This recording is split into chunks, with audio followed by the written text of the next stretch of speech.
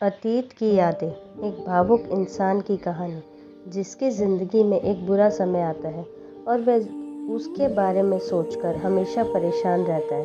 वह भगवान को दोष देता है कि आखिर उसके साथ ऐसा क्यों हुआ। बाकी सभी की ज़िंदगी शुरू से ही खुशहाल रही है। यही सब सोचता हुआ वह इंसान दुखी रहने लगता है और एक दिन की सीख से उसकी ज़िंदगी आश्चर्यजनक रूप से बदल जाती है। यह कहानी है एक श्याम नाम के लड़के की, जिसने अपने बचपन में बहुत दुख देखे थे और उस बुरे अतीत के बारे में सोच सोचकर वह हमेशा परेशान रहता था। ना किसी से कुछ बोलता, ना हंसता, बस दुखी रहता। बचपन की एक घटना ने उसकी ज़िंदगी में मायूस कर दिया था। एक दिन की बात है, कॉलेज में नए प्रोफेसर आए हुए थे। सारे बच्चे उनका लेक्चर अच्छे से सुन और समझ रहे थे। वे उनके पूछे हुए सवालों का जवाब भी दे रहे थे, लेकिन श्याम अकेला ऐसा छात्र था जो इतने सारे खुश बच्चों के बीच में चुपचाप और गुमसुम बैठा हुआ था।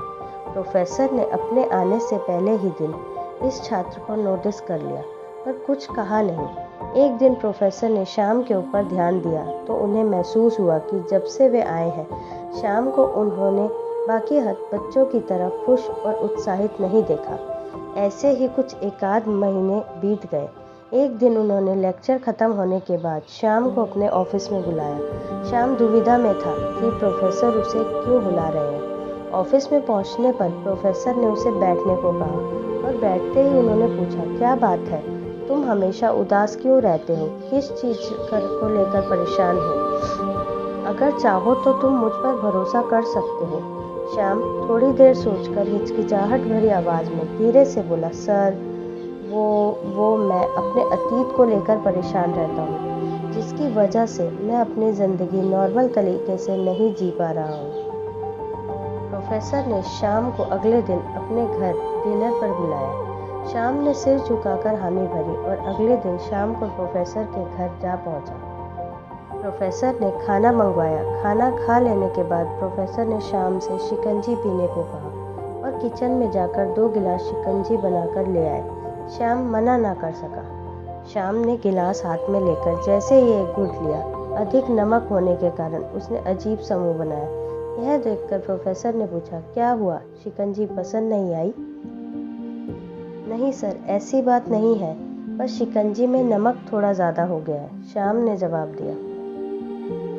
प्रोफेसर इसी ताक में थे। उन्होंने कहा, अरे अब तो ये बेकार हो गया, लाओ गिलास मुझे दे दो, मैं इसे फेंक देता हूँ। प्रोफेसर ने गिलास लेने के लिए अपना हाथ आगे बढ़ाया, लेकिन श्याम ने ना करते हुए कहा, नहीं नहीं सर, थोड़ा ही ज़्यादा है, मैं पी लूँगा। थोड़ी चीनी मिलाकर इसे फिर से मीठा किया जा सकता है।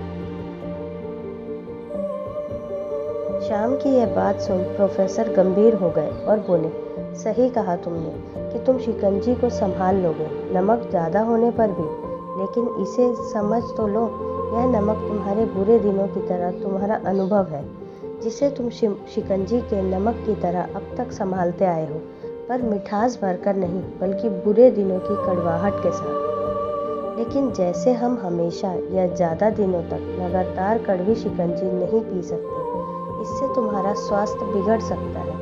बिल्कुल उसी तरह हमारी ज़िंदगी भी कड़वाहट में नहीं कट सकती। तुम्हें शिकंजी को मीठा करने के साथ साथ अपनी ज़िंदगी में भी मिठास लानी होगी, ताकि खुश रह सको।